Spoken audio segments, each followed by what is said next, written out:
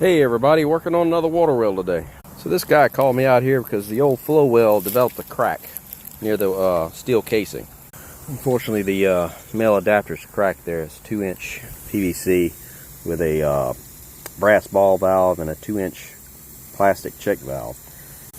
There's a check valve at the pump, so we're going to remove this and put the ball valve back. But there's no play, so we're going to have to cut and install a union to attach this back together.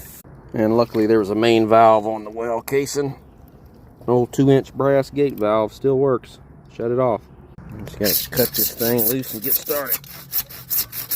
So of course the male adapter cracked off, so we got to extract the threads from the galvanized 90.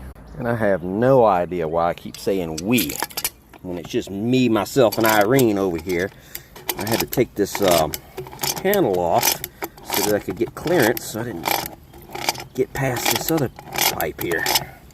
Alright, so now that we got the 2-inch ball valve off, I can relocate it here, put another male adapter, union male adapter, and hook it back up.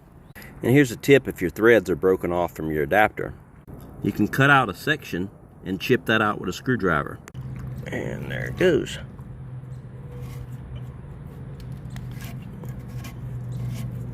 And that's how you can get that out.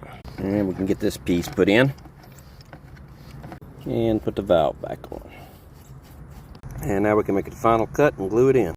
And now that we got the union together, we can see why this pipe cracked. It's lower. So what I was able to do is pick up on the line the best I could and stomp some mud underneath the 90 going that way. And that picked it up just enough, I think. Alright, got it all back together. Time to go look at the pump in the garage. Wait till you see this mess. And this is on location in Slidell, Louisiana at a 100-year-old homestead. And look at this old pool. And unfortunately, Mr. White Rabbit has struck again. Let me show you what he did. So here we have a 1-horsepower shallow well pump and that 2-inch line coming from the flow well.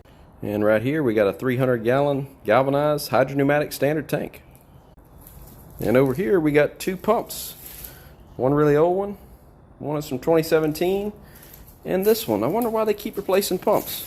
So for a hydropneumatic standard tank, you have to have a device to put air in it. It cannot act like a bladder tank unless you're going to keep up with it.